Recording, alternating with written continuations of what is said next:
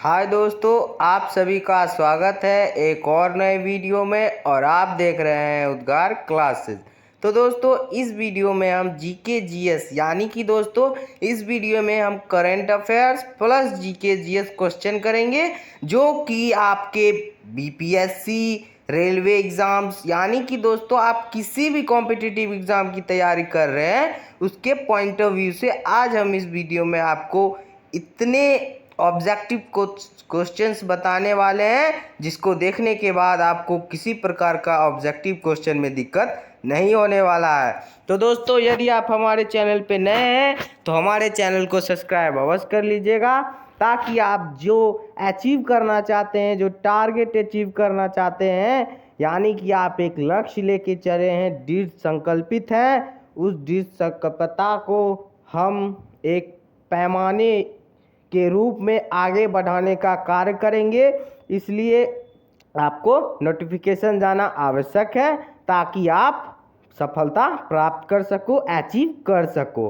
तो दोस्तों, इस वीडियो में हम जीके जीएस तो करेंगे ही, लेकिन दोस्तों इससे पहले मैं आपको कहना चाहता हूं कि इस वीडियो में हमने जीके जीएस को सिर्फ आंसर द्वारा इंडिकेट किया है। क्या किया है?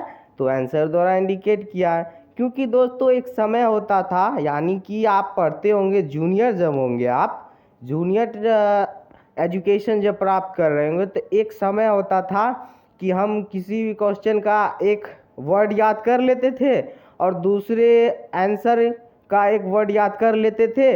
तो जब हमें क्वेश्चन आता था परीक्षा में, एग्जामिनेशन में, तो हम ABC को नहीं देखते थे, हम सिर्फ क्वेश्चन को देख के और पहला वर्ड करके कभी कभी ट्रिकी वे से कर लेते थे। लेकिन दोस्तों अब आप सीनियर हो चुके हैं, इसलिए दोस्तों आप किसी भी कॉम्पिटिटिव एग्ज़ाम की तैयारी कर रहे हैं तो सीरियस होके कर रहे हैं। क्या होके कर रहे हैं? तो सीरियस होके कर रहे हैं। इसलिए दोस्तों कहा गया है कि मस्तिष्क को, क्या दोस्तों सुनिएगा ज़रा गौर से, मस्तिष्क को ट्रिक से नहीं पढ़ाओगे, मस्तिष्क को ट्रिक से नहीं पढ़ाओगे तो सिलेक्शन कहाँ से लाओगे। यानी कि दोस्तों जब तक हम मस्तिष्क को ट्रिकी वे से नहीं पढ़ाएं तब तक हम सिलेक्शन अचीवमेंट नहीं प्राप्त कर सकते।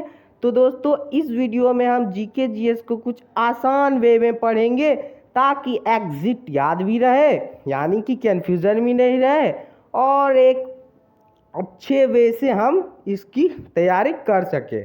तो दोस्तों एक बार मैं आपको फिर कह देता हूँ, यदि आप हमारे चैनल पे नए हैं तो आप हमारे चैनल को सब्सक्राइब कर लीजिएगा। और दोस्तों देखिए, यदि आप किसी भी कॉम्पिटिटिव एग्ज़ाम की तैयारी कर रहे हो, आपको किसी विषय के किसी भी टॉपिक पे दिक्कत है, तो आप हमें कमेंट करके बता सकते हैं, क्योंकि दोस्तों मैं हमेशा कहता हूँ यह यूट्यूब चैनल आप ही का है, आप ही के लिए बना है, और आप ही के द्वारा इसको आगे ले जाना है और सहयोग करना है। और दोस्तों यानी to the people, for the people, by the people, यानी कि दोस्तों ये आप ही का चैनल है, आप ही को पढ़ाने के लिए बनाया गया है और आप ही के द्वारा इसका उत्थान किया जाना है। तो दोस्तों आते हैं पहले नंबर क्वेश्चन की ओर। और दोस्तों मैं हमेशा कहता हूँ पढ़े वहीं से जहाँ से क्या मिले, सेटिस्फेक्शन मिले, कन्फर्मेशन मिले। क्या मिले? सेटिस्फेक्शन, यानी संतुष्टि मिले। और दोस्तों आपको जीके जीएस रटना नहीं है, क्योंकि कहा रटंती विद्या न फलंती। क्या बोला दोस्तों? जरा गौर से सुनिएगा, रटंती विद्या न फलंती। और दोस्तों देखिए, किसी भी कॉम्पिटिटिव एग्ज़ाम की सबसे बड़ी बात मैं बोल रहा हूँ, किसी भी कॉम्पिटिटिव एग्ज़ाम को यदि हमें क्रैक करना है तो हमें अपने दैनिक जीवन, अपने समाज, अपने पूर्वज क्या किए उसको यदि अध्ययन किए और उसके बाद जब हम पढ़ाई किए तब हमारा सिलेक्शन होगा। क्योंकि प्रकृति जो है, नेचर, वो क्या मांगता है? तो त्याग मांगता है। क्या मांगता है? त्याग मांगता है। इसलिए कहा गया है कि ये कॉल मेरा नहीं, क्या कहा गया है दोस्तों, जरा गौर से सुनिएगा, ये कॉल मेरा नहीं हजरते खयाम का है। अब कितना खून मांगती है ये गज़ल, और लोग समझे कि ये काम बड़े आराम का है। इसलिए दोस्तों पढ़ाई जो है, पढ़ाई के तरीके से यदि हम करें तो हमें कभी भी बोझ नहीं लगेगा। और रटंती विद्या ना फलंती, इसलिए रटना नहीं है, माइंड में जितना ही आए उतना ही वर्धन करना है, तभी सार्थकता सिद्ध होगी शिक्षा की, एजुकेशन की। तो दोस्तों आते हैं पहले नंबर क्वेश्चन की ओर। पहला नंबर क्वेश्चन आप सभी का क्या कह रहा है दोस्तों, हम करंट अफेयर्स भी लाए हैं इसमें। तो आपका दोस्तों कह रहा है पहला प्रश्न, इसरो द्वारा चंद्रयान 4 मिशन को कितने चरणों में लॉन्च करने की योजना बनाई गई। यानी कि दोस्तों इसरो जो है भारत का वैज्ञानिक संगठन, उसके द्वारा चंद्रयान 4, आप जानते होंगे दोस्तों चंद्रयान 4 मिशन को कितने चरणों में लॉन्च करने की योजना बनाई गई है। तो 2 चरणों में। कितने चरणों में? 2 चरणों में। आई होप कि दोस्तों आप समझ चुके होंगे, आपके माइंड में सेट हो चुके होंगे। तो दोस्तों अगला नंबर प्रश्न कह रहा है, चंद्रयान 4 मिशन में कुल कितने अंतरिक्ष यान मॉड्यूल शामिल किए जाएंगे, मॉडल शामिल किए जाएंगे। यानी चंद्रयान 4 मिशन में कुल कितने अंतरिक्ष यान मॉडल शामिल किए जाएंगे। तो 5। क्या हो जाएगा दोस्तों? तो आपका हो जाएगा उत्तर 5। आई होप कि दोस्तों आप समझ चुके होंगे। आते हैं अगले नंबर प्रश्न की ओर। अगला नंबर प्रश्न आप सभी का कह रहा है, अगला नंबर प्रश्न, चंद्रयान 4 मिशन को किस चंद्रयान 4 मिशन को, तो दोस्तों अगला नंबर प्रश्न आप सभी का कह रहा है, अगला नंबर प्रश्न कि चंद्रयान 4 मिशन को किस प्रक्षेपण यान के द्वारा लॉन्च किया गया था। यानी प्रक्षेपण यान के द्वारा, किस प्रक्षेपण यान के द्वारा लॉन्च किया गया था। तो दोस्तों आप सभी का हो जाएगा उत्तर, आपका क्या हो जाएगा दोस्तों, LVM-3 और PSLV। क्या हो जाएगा दोस्तों? LVM-3 और PSLV। आई होप कि दोस्तों आप समझ चुके होंगे कि प्रक्षेपण यान कौन कौन से थे। तो LVM-3 और PSLV। आई होप कि दोस्तों आप समझ चुके होंगे, आपके माइंड में सेट हो चुके होंगे। आते हैं अगले नंबर प्रश्न की ओर। अगला नंबर क्वेश्चन आप सभी का कह रहा है, इसरो के चंद्रयान 4 मिशन का मुख्य उद्देश्य क्या है। इसरो के चंद्रयान 4 मिशन का मुख्य उद्देश्य क्या है। तो चंद्रमा से नमूने प्राप्त करना। क्या करना? चंद्रमा से नमूने प्राप्त करना। आई होप कि दोस्तों आप समझ चुके होंगे। आते हैं अगले नंबर प्रश्न की ओर। अगला नंबर प्रश्न आप सभी का कह रहा है कि मेडिकल टर्मिनेशन ऑफ MTP अधिनियम कब पारित किया गया था। तो दोस्तों आपको बताना है कि मेडिकल टर्मिनल ऑफ MTP अधिनियम कब पारित किया गया था। तो इसका सही जवाब हो जाएगा आप सभी का 1971। कब पारित हुआ था दोस्तों मेडिकल टर्मिनल? तो 1971। तो दोस्तों आई होप कि आप समझ चुके होंगे medical termination of progressive MTP अधिनियम कब पारित हुआ था, 1971। आई होप कि दोस्तों आपके माइंड में सेट हो चुके होंगे। आते हैं अगले नंबर प्रश्न की ओर। अगला नंबर प्रश्न आप सभी का कह रहा है, medical termination of progressive MTP 2021 के तहत कितने सप्ताह तक गर्भावस्था को समाप्त किया जा सकता है। यानी कि दोस्तों medical termination of progressive MTP 2021 के तहत कितने सप्ताह तक गर्भावस्था को समाप्त किया जा सकता है। तो इसका सही जवाब हो जाएगा दोस्तों आप सभी का 24 सप्ताह तक। कितने सप्ताह तक? 24 सप्ताह तक। आई होप कि दोस्तों आप समझ चुके होंगे। आते हैं अगले नंबर प्रश्न की ओर। अगला नंबर प्रश्न आप सभी का कह रहा है, अगला नंबर प्रश्न आप सभी का कह रहा है कि गुजरात में NIGEL द्वारा विकसित सौर परियोजना कहाँ होगी। यानी कि दोस्तों गुजरात में NIGEL द्वारा विकसित सौर परियोजना कहाँ होगी, कहाँ पे है दोस्तों। तो इसका सही जवाब हो जाएगा आपका खावरा सोलर पार्क। क्या हो जाएगा? खावरा सोलर पार्क। आई होप कि दोस्तों आप समझ चुके होंगे। आते हैं अगले नंबर प्रश्न की ओर। अगला नंबर प्रश्न आप सभी का कह रहा है, गुजरात में NIGEL यानी गुजरात में निगल द्वारा विकसित खावड़ा सोलर पार्क की क्षमता कितनी होगी। तो 600 मेगावाट। कितना मेगावाट? 600 मेगावाट। आई होप कि दोस्तों आपके माइंड में सेट हो चुके होंगे। आते हैं अगले नंबर प्रश्न की ओर। अगला नंबर प्रश्न आप सभी का कह रहा है, अगला नंबर प्रश्न आप सभी का कह रहा है दोस्तों कि सिंधु घाटी सभ्यता स्थल धोलावीरी किस राज्य में स्थित है। यानी दोस्तों आप जानते होंगे सिंधु घाटी सभ्यता पुरानी सभ्यता है, यानी कि स्थल धोलावीरा, क्या धोलावीरा यानी एक धोलावीरा स्थल है, वो किस राज्य में स्थित है? तो आपका सही जवाब हो जाएगा गुजरात। आई होप कि दोस्तों आपके माइंड में सेट हो चुके होंगे। तो अगला नंबर प्रश्न आप सभी का कह रहा है दोस्तों, अगला नंबर प्रश्न, भारतीय दर्शन के मीमांसा स्कूल के संस्थापक कौन है? यानी कि दोस्तों आपसे पूछ रहा है कि भारतीय दर्शन मीमांसा स्कूल जो है उसके संस्थापक कौन है? तो इसका सही जवाब हो जाएगा दोस्तों आप सभी का जैमिनी। कौन है दोस्तों? तो जैमिनी। आई होप कि दोस्तों आपके माइंड में सेट हो चुके होंगे। बहुत ही महत्वपूर्ण प्रश्न है, मीमांसा स्कूल के संस्थापक कौन है? तो जैमिनी। आई होप कि दोस्तों आपके माइंड में सेट हो चुके होंगे। आते हैं अगले नंबर प्रश्न की ओर। अगला नंबर प्रश्न आप सभी का कह रहा है, सिकंदर और पोरस के बीच झेलन की लड़ाई कब हुई थी? तो 326 ईस्वी में, यानी 326 ईस्वी पूर्व। कब हुई थी? तो 326 ईस्वी पूर्व सिकंदर और पोरस के बीच झेलम की लड़ाई हुई थी। आई होप कि दोस्तों आप समझ चुके होंगे। आते हैं अगले नंबर प्रश्न की ओर। अगला नंबर प्रश्न आप सभी का कह रहा है कि मेला आंचल का लेखक कौन है? देखिए दोस्तों, मोस्ट वीवीआई प्रश्न है, मोस्ट वीवीआई प्रश्न है यह नंबर प्रश्न, मेला आंचल मोस्ट वीवीआई प्रश्न है। आप किसी भी कॉम्पिटिटिव एग्जाम की तैयारी कर रहे हो तो इसका सही जवाब हो जाएगा दोस्तों आपका फणीश्वर नाथ रेणु मेला आंचल के लेखक हैं। आई होप कि दोस्तों आप समझ चुके होंगे। आते हैं अगले नंबर प्रश्न की ओर कि अगला नंबर प्रश्न आप सभी का क्या कर रहा है, बिहार का सबसे छोटा जिला क्षेत्रफल की दृष्टि से कौन सा है? यानी कि दोस्तों बिहार का जो सबसे छोटा जिला क्षेत्रफल की दृष्टि से, क्षेत्रफल का कहना है यानी सरफेस की दृष्टि से। तो दोस्तों आप सभी का सही जवाब क्या हो जाएगा? तो सही जवाब हो जाएगा शिवहर। यानी कि क्षेत्रफल की दृष्टि यानी सरफेस की दृष्टि से सबसे छोटा जिला कौन है? तो शिवहर है। आई होप कि दोस्तों आप समझ चुके होंगे। आते हैं अगले नंबर प्रश्न की ओर। अगला नंबर प्रश्न कह रहा है, मुखदुम कुंड कहाँ स्थित है? मुखदुम कुंड यानी कि यह एक प्रकार का कुंड है दोस्तों। मुखदुम कुंड या कहाँ स्थित है? तो राजगीर में स्थित है। कहाँ है? राजगीर कहाँ है दोस्तों? तो बिहार में है। आई होप कि आप समझ चुके होंगे, आपके माइंड में सेट हो चुके होंगे। तो दोस्तों अगला नंबर, और दोस्तों मैं कह रहा हूँ ये जो मैं करा रहा हूँ यह बहुत ही महत्वपूर्ण मोस्ट चुने हुए प्रश्न है जो कॉम्पिटिटिव एग्जाम में पूछते हैं। यहाँ बोलिए छपा हुआ क्वेश्चन है। तो अगला नंबर क्वेश्चन आप सभी का कह रहा है, कौन सी गैस प्रकाश संश्लेषण के दौरान अवशोषित होती है?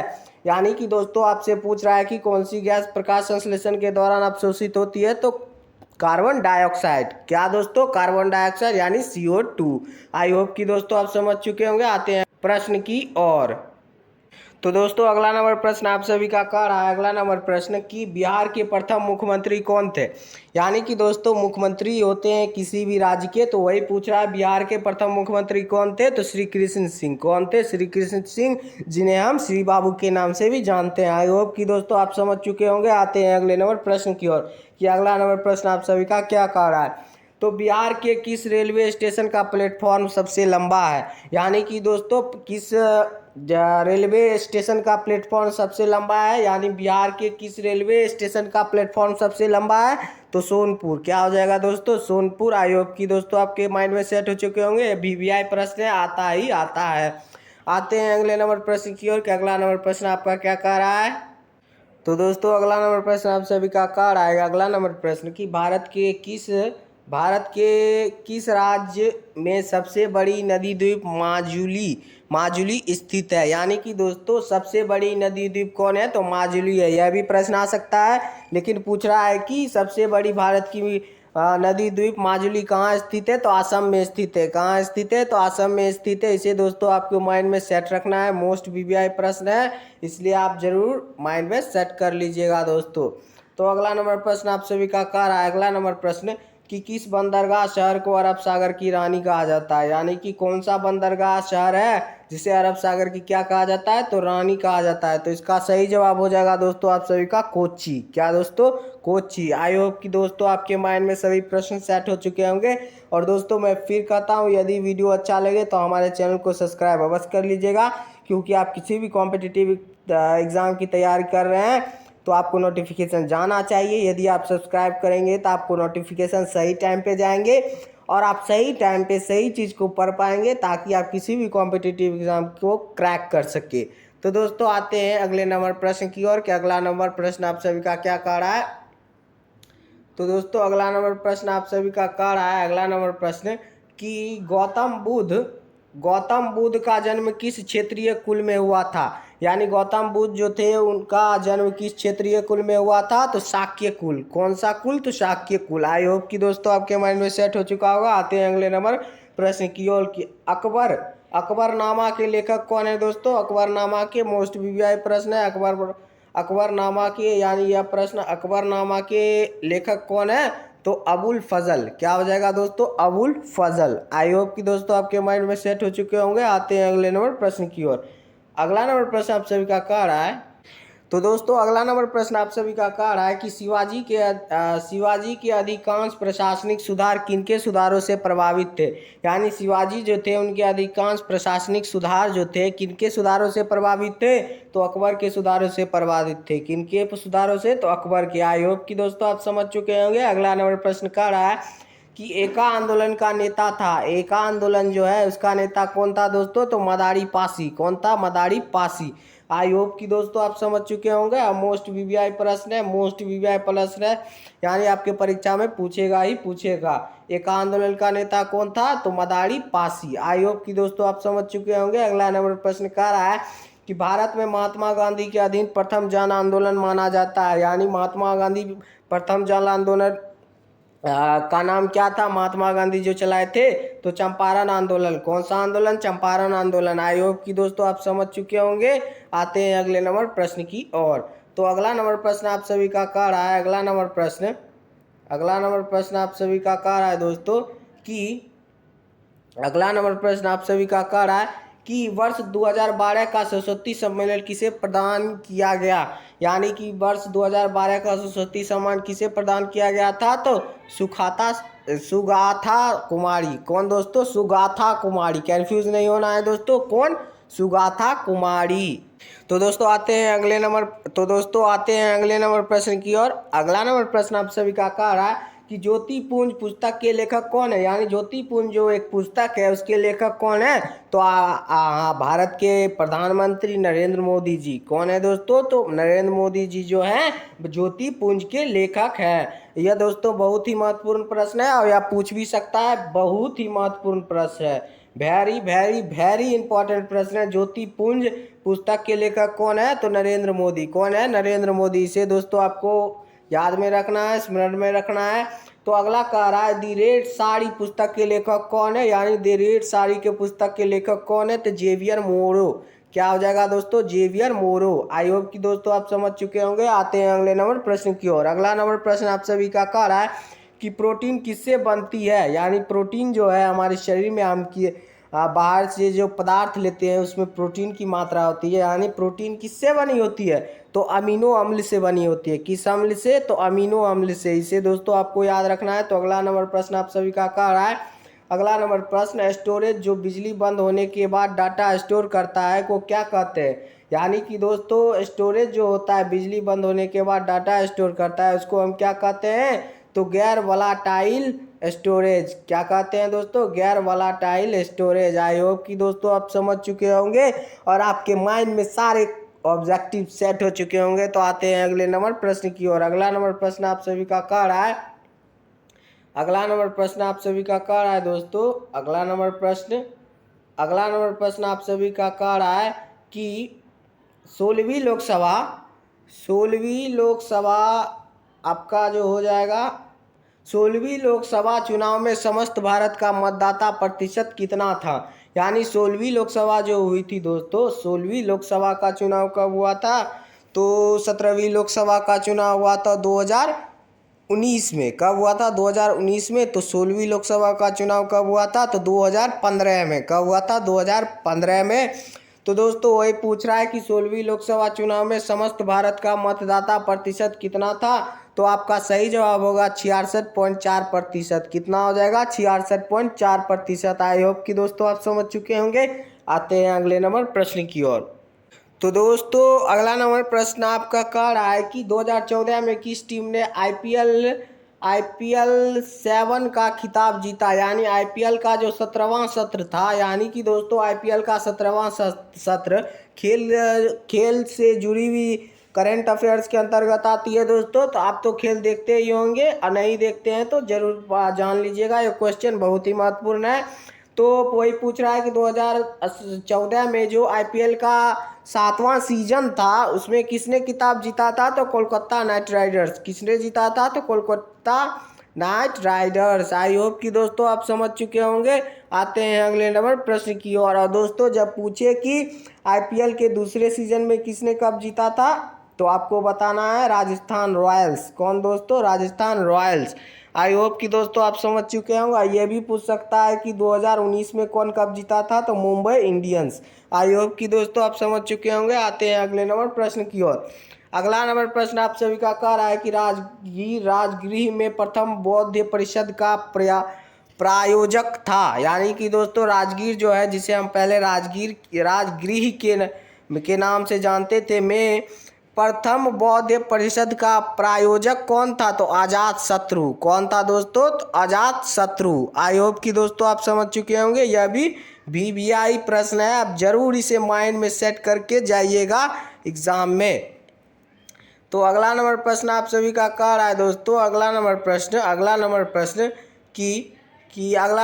कह रहा है कि आप सभी का कि भारत के राष्ट्रगीत की रचना किसने की थी। यानी कि भारत का राष्ट्रगीत जो है उसकी रचना किसने की थी, तो बंकिम चंद्र चटर्जी ने। किसने की थी, तो बंकिम चंद्र चटर्जी ने। आई होप कि दोस्तों आप समझ चुके होंगे, यह तो कॉमन बात है। आते हैं अगले नंबर प्रश्न की। और अगला नंबर प्रश्न कह रहा है किस टीम ने एशिया कप 2014 जीता था।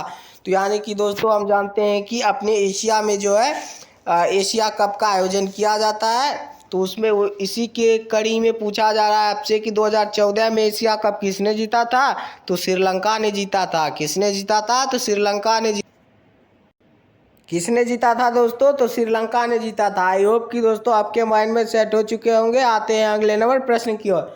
अगला नंबर प्रश्न आप सभी का कह रहा है कि वर्ष 2005 में विश्व व्यापार संगठन के विरुद्ध कहाँ प्रदर्शन हुआ था।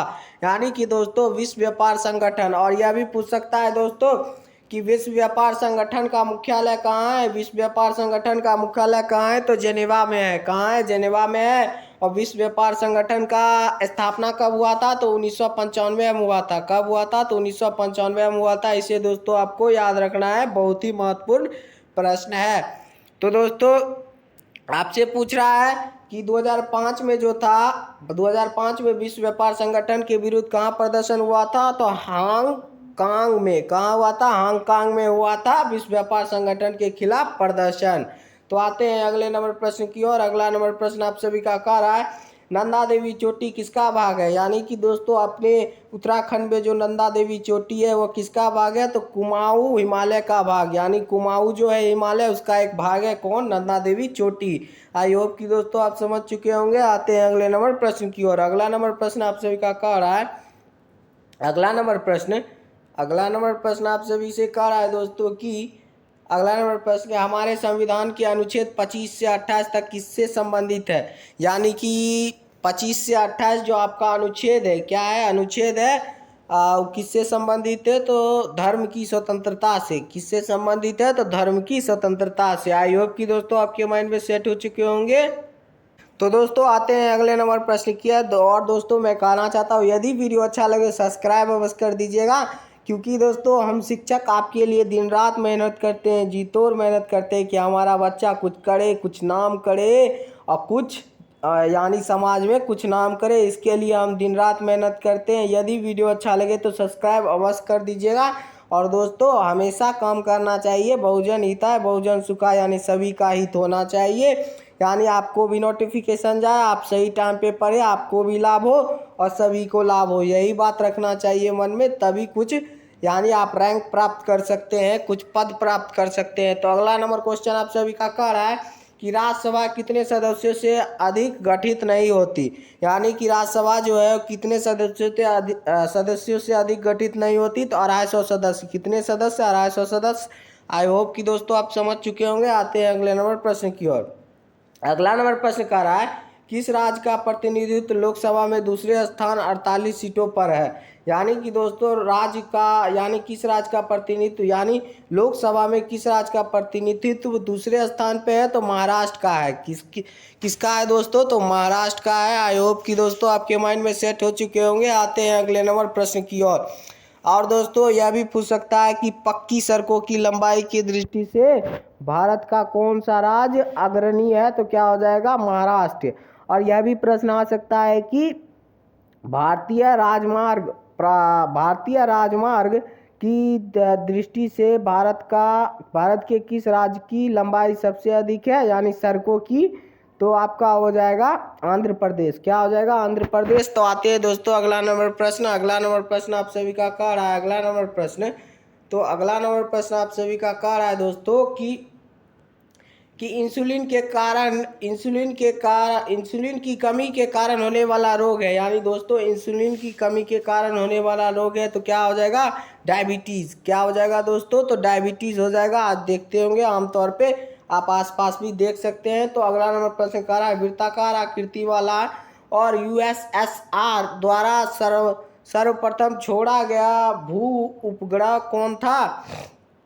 यानी कि दोस्तों आपसे पूछ रहा है कि वृत्ताकार आकृति वाला यूएसएसआर द्वारा सर्वप्रथम छोड़ा गया भू उपग्रह कौन सा था? तो स्पुतनिक। क्या हो जाएगा दोस्तों? स्पुतनिक। आई होप कि दोस्तों आप समझ चुके होंगे पहला उपग्रह कौन था, तो स्पुतनिक था। आई होप कि दोस्तों आप समझ चुके होंगे। अगला नंबर प्रश्न कह रहा है, अगला नंबर प्रश्न कि भारत का प्रथम उपग्रह आर्यभट्ट। यानी दोस्तों आपसे जब पूछे कि भारत का प्रथम उपग्रह क्या है, तो आर्यभट्ट होगा। तो भारत का प्रथम उपग्रह आर्यभट्ट किस सन में छोड़ा गया था? तो आर्यभट्ट कब छोड़ा गया था दोस्तों? तो 1975 में छोड़ा गया था। कब छोड़ा गया? 1975 ईस्वी में छोड़ा गया।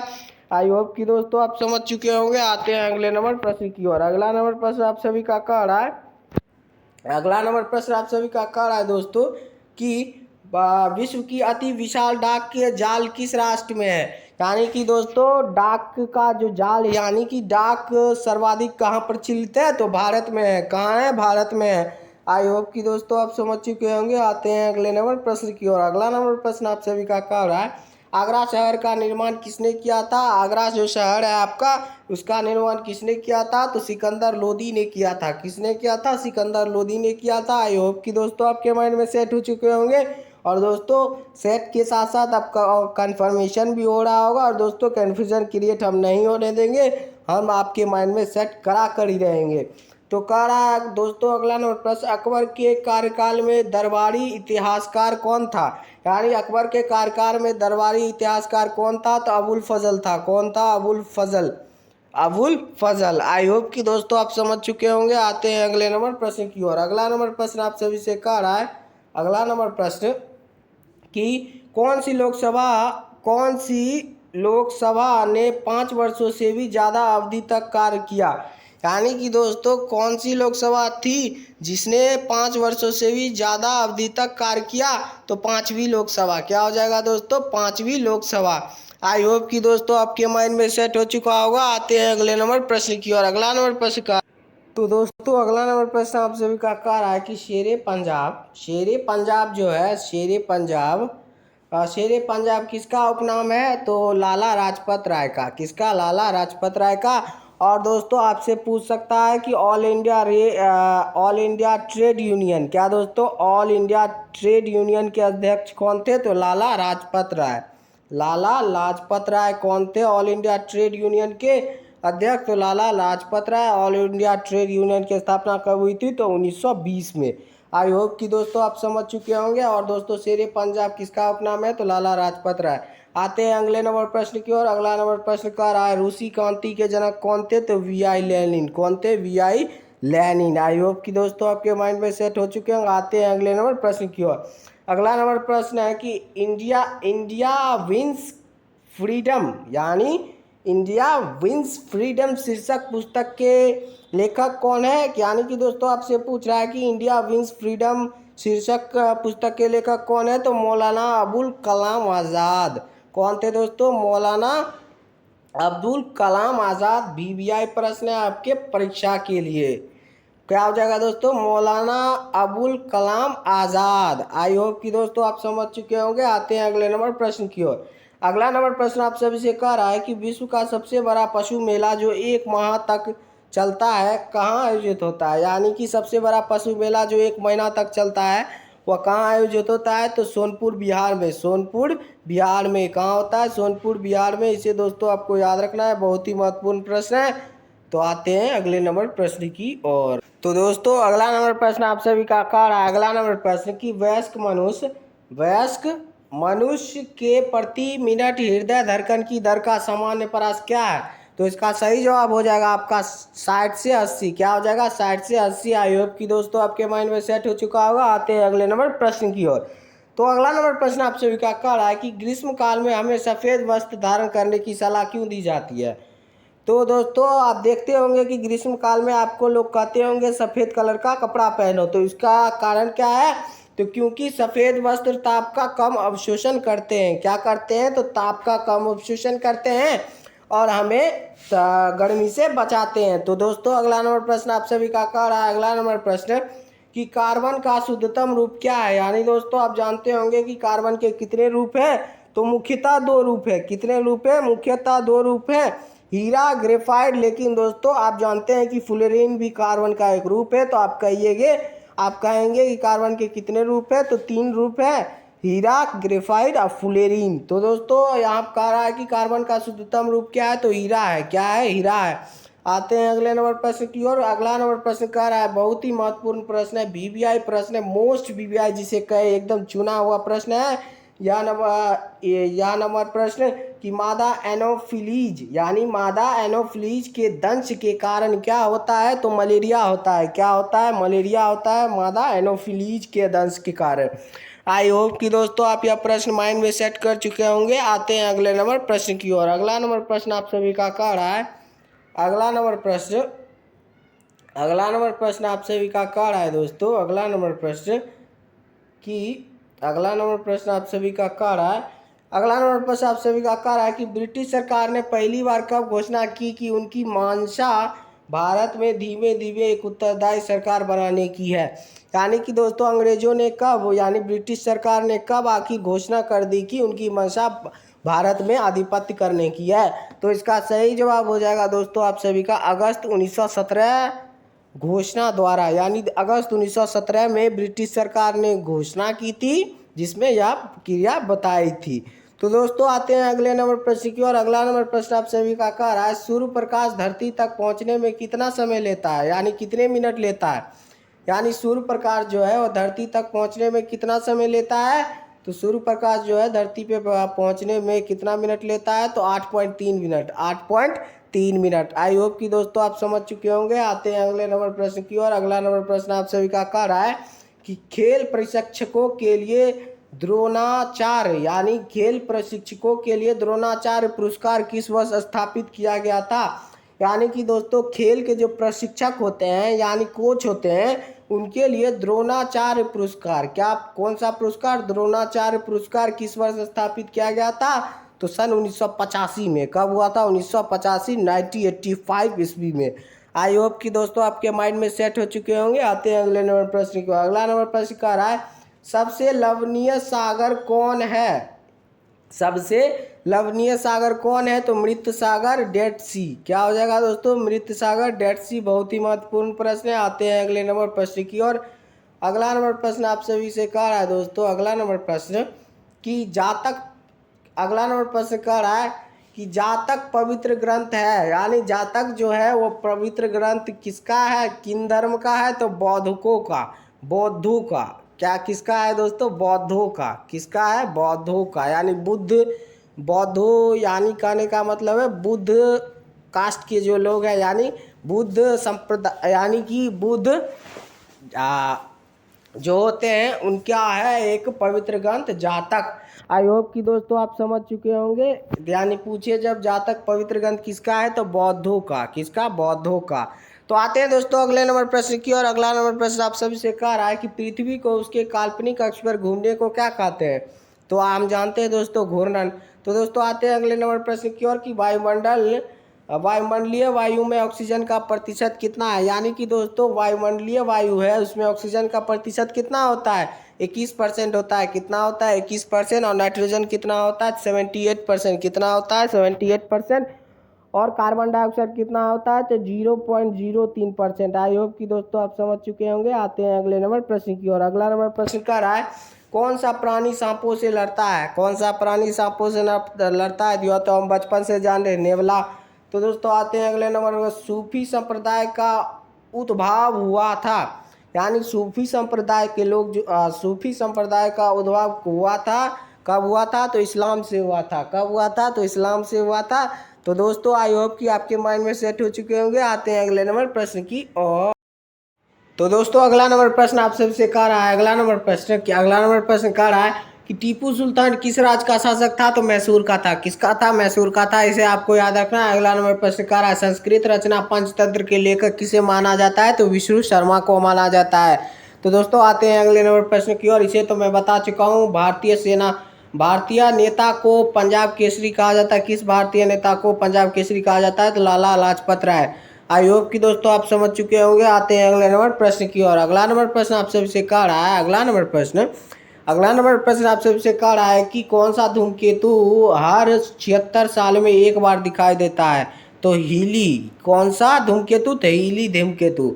आते हैं अगले नंबर प्रश्न की ओर। अगला नंबर प्रश्न आप सबसे कह रहा है, अगला नंबर प्रश्न कि प्रधानमंत्री बनने की न्यूनतम उम्र सीमा क्या है? तो 25 वर्ष। कितना वर्ष? तो 25 वर्ष। इसे आपको याद रखना है। आते हैं अगले नंबर प्रश्न की ओर। तो अगला नंबर प्रश्न आप सभी का कह रहा है दोस्तों कि राष्ट्रपति को संविधान के उल्लंघन करने पर किस विधि द्वारा हटाया जा सकता है? तो यानी कि दोस्तों इसका सही जवाब हो जाएगा महाभियोग द्वारा। किसे? महाभियोग द्वारा।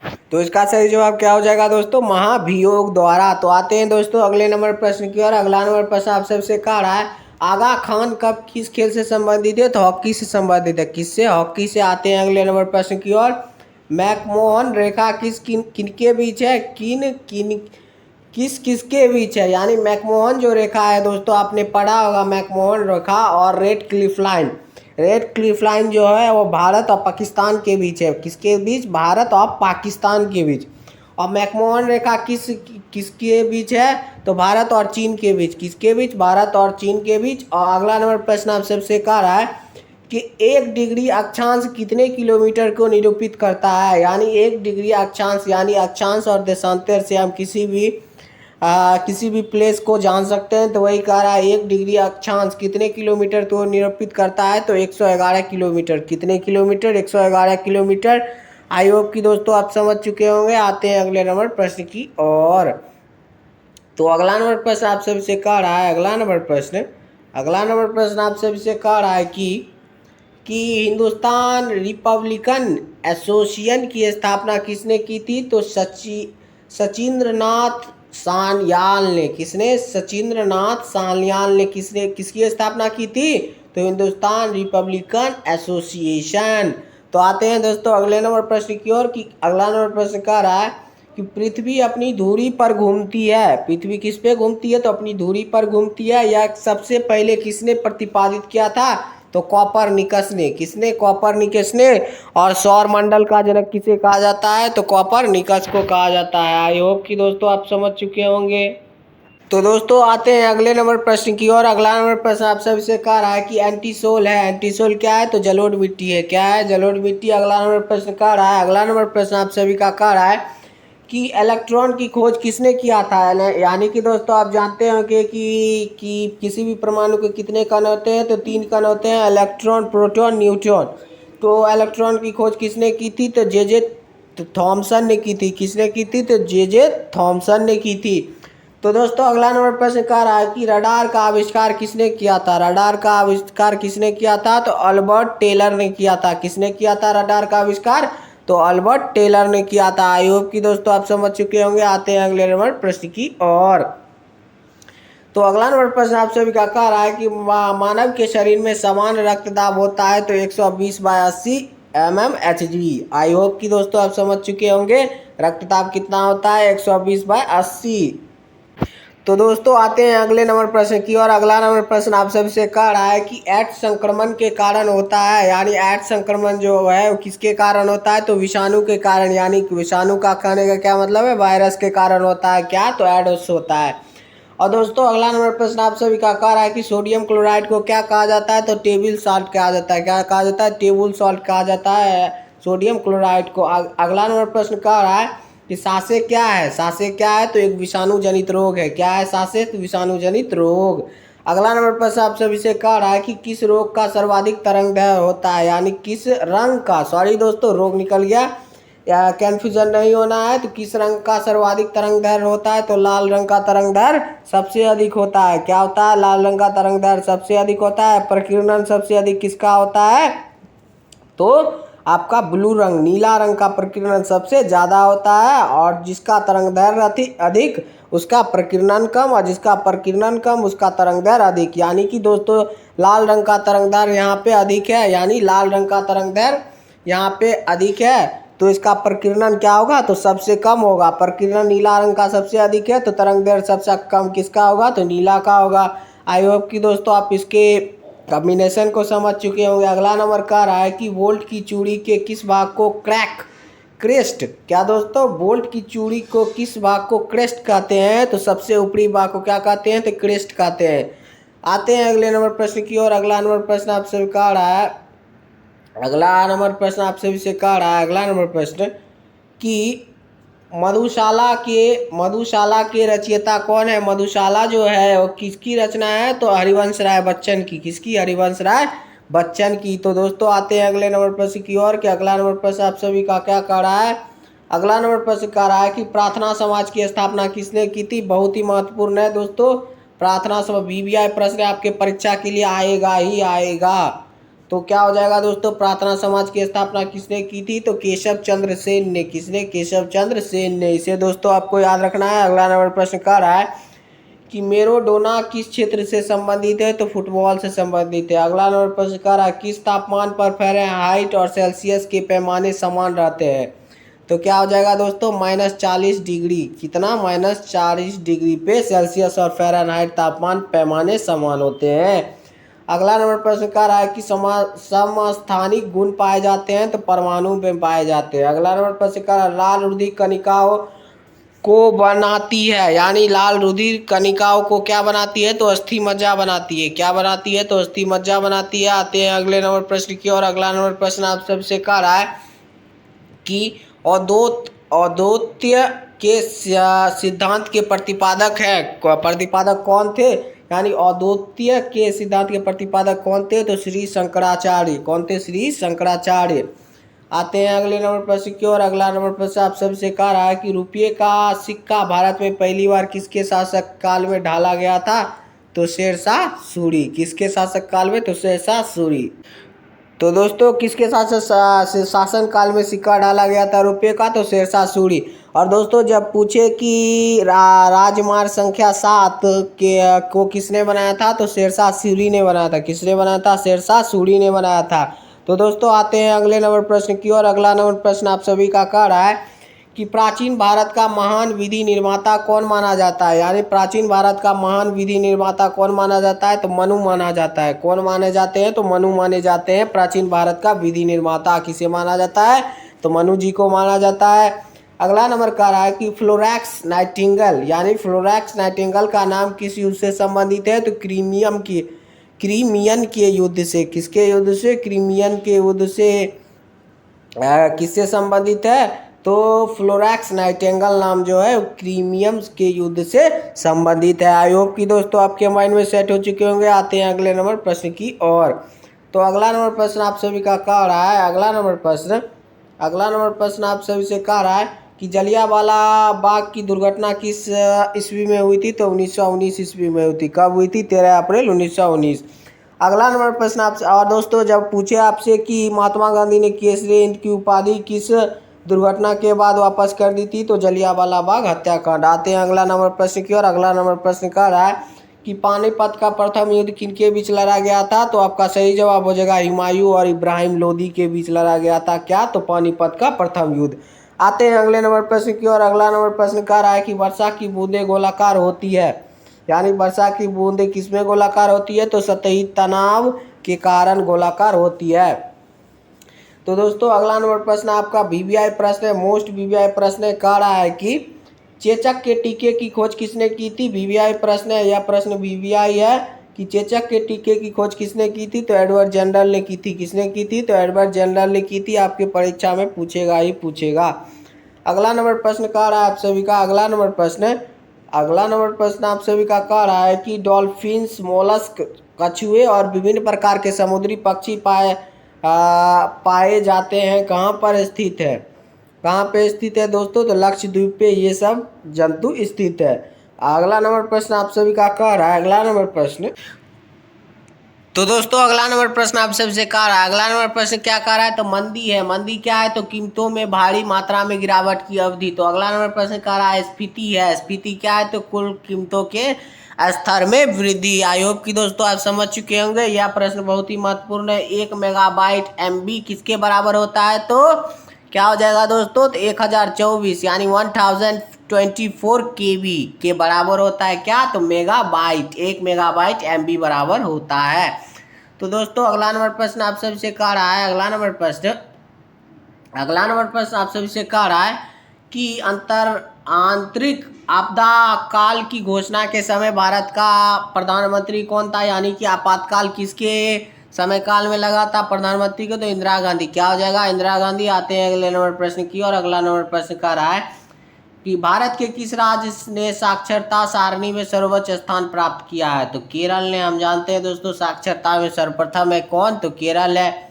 तो दोस्तों आते हैं अगले नंबर प्रश्न की और अगला नंबर प्रश्न कह रहा है लाल मृदा भारत के विभिन्न भागों में पाई जाती है। इसके लाल रंग का मुख्य कारण क्या है? तो फेरिक ऑक्साइड है इसके लाल रंग का मुख्य कारण। आते हैं अगले नंबर प्रश्न की और अगला नंबर प्रश्न आप सभी से कह रहा है, अगला नंबर प्रश्न आप सभी से कह रहा है दोस्तों, अगला नंबर प्रश्न कि अगला नंबर प्रश्न कह रहा है कि सूर्य की सतह का तापक लगभग है। सूर्य की सतह का तापक लगभग कितना है?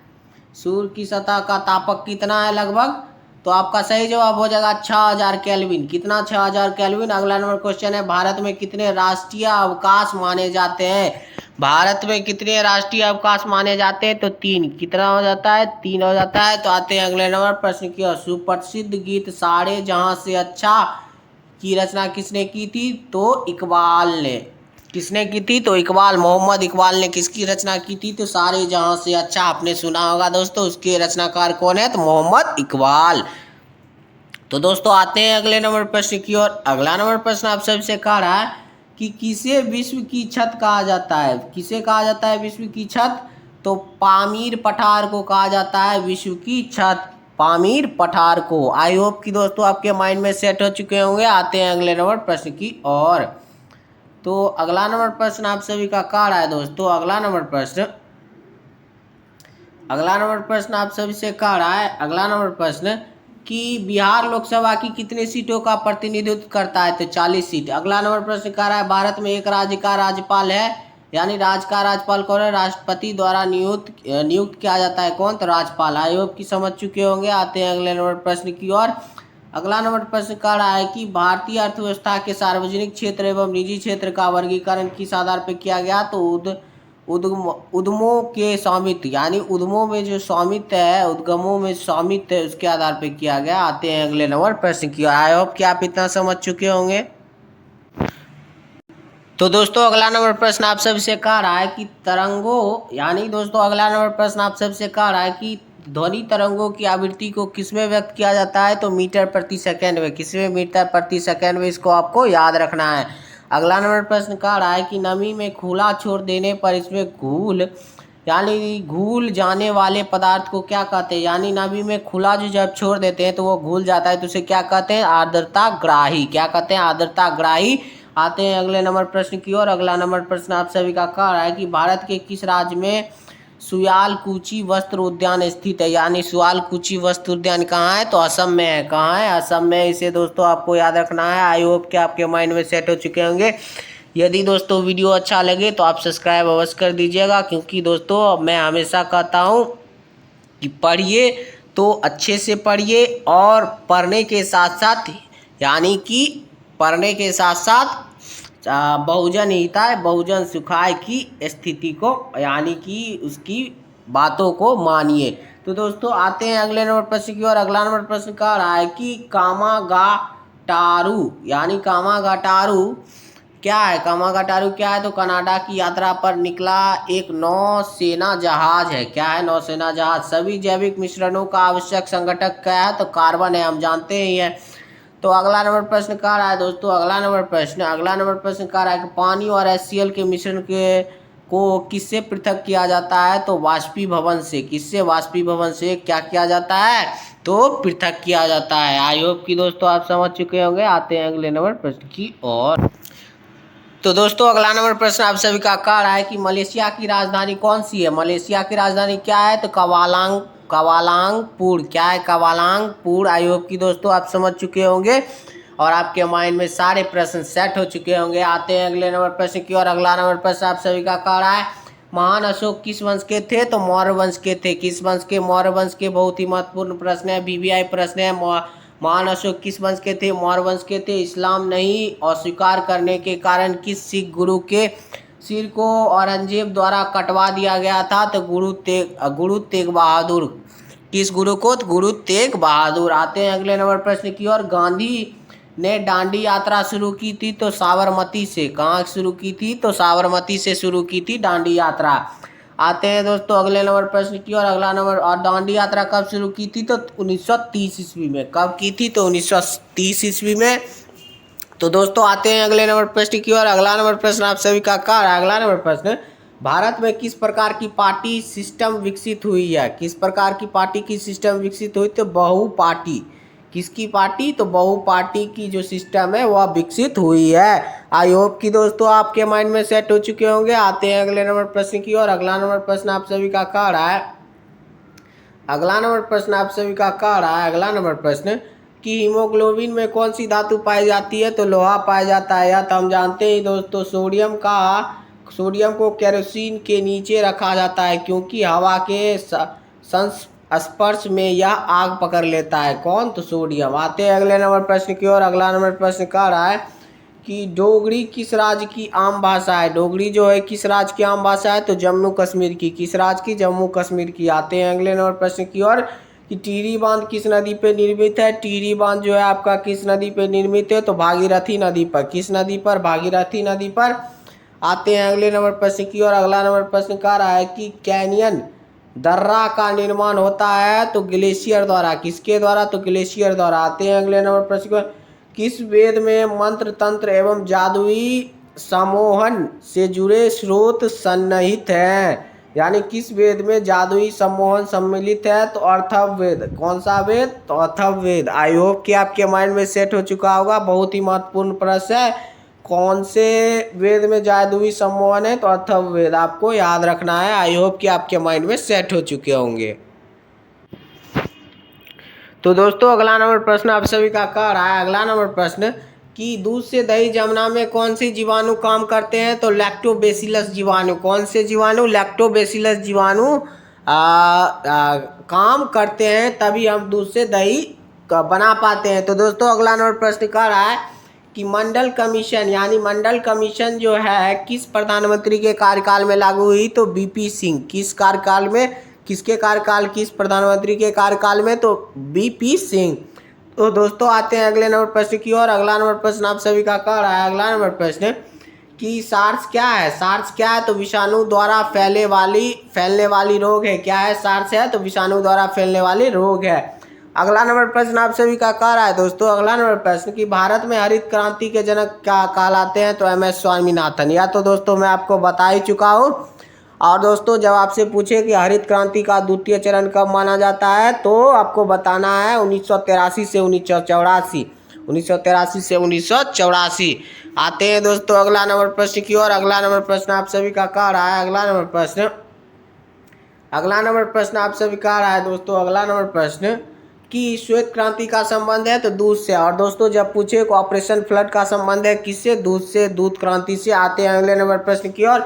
अगला नंबर प्रश्न कह रहा है कि अंतिम मुगल शासक कौन था? तो बहादुर शाह जफर। कौन था अंतिम मुगल शासक? तो बहादुर शाह जफर। आते हैं अगले नंबर प्रश्न की ओर। अगला नंबर प्रश्न कह रहा है कि डिमांड ड्राफ्ट को क्रॉस क्यों किया जाता है? तो डिमांड ड्राफ्ट को क्रॉस क्यों जाता है? क्योंकि भुगतान बैंक खाते के द्वारा ही किया जा सके।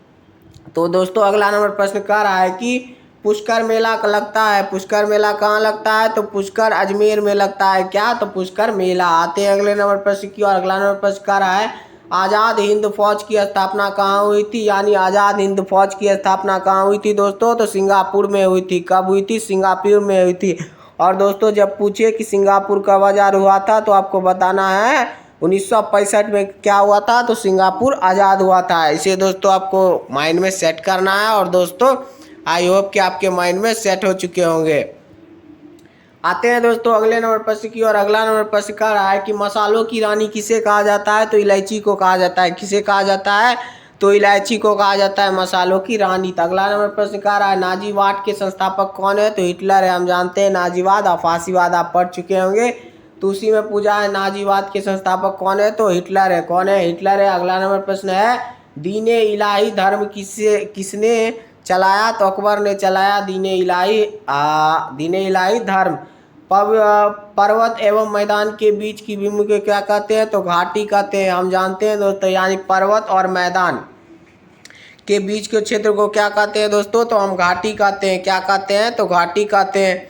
अगला नंबर प्रश्न कह रहा है दोस्तों कि मानचित्र में पर्वत और पहाड़ को दर्शाया जाता है, तो किस रंग से दर्शाया जाता है, तो लाल रंग से दर्शाया जाता है।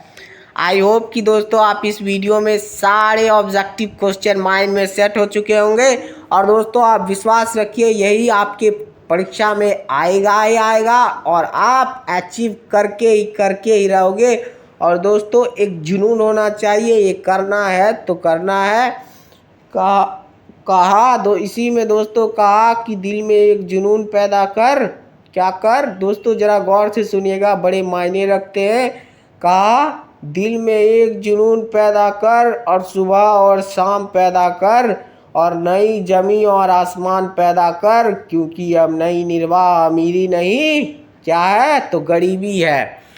क्या है दोस्तों, तो गरीबी है। और खुद ही ना बेच, क्या ना कर, खुद ही ना बेच और गरीबी में ही एक नया मुकाम पैदा कर। यानी कि दोस्तों आपको पढ़ना है, अच्छा करना है, यही भावना होनी चाहिए। और दोस्तों यदि वीडियो अच्छा लगे तो हमारे चैनल को सब्सक्राइब अवश्य कर लीजिएगा। और दोस्तों जैसा कि आप जानते हैं हमारे चैनल का एक ही स्लोगन है कि उद्गार क्लासेस का बस यही सपना, क्या दोस्तों, उद्गार क्लासेस का बस यही सपना और हर घर से हो सिलेक्शन अपना। इसलिए दोस्तों आप जुड़िए, सिलेक्शन करिए, यही हम कामना करते हैं। आपके लिए हम वीडियो बनाएंगे, दिन रात बनाएंगे। यदि वीडियो अच्छा लगे तो सब्सक्राइब अवश्य कर दीजिएगा। धन्यवाद दोस्तों, मिलते हैं एक और नई वीडियो में।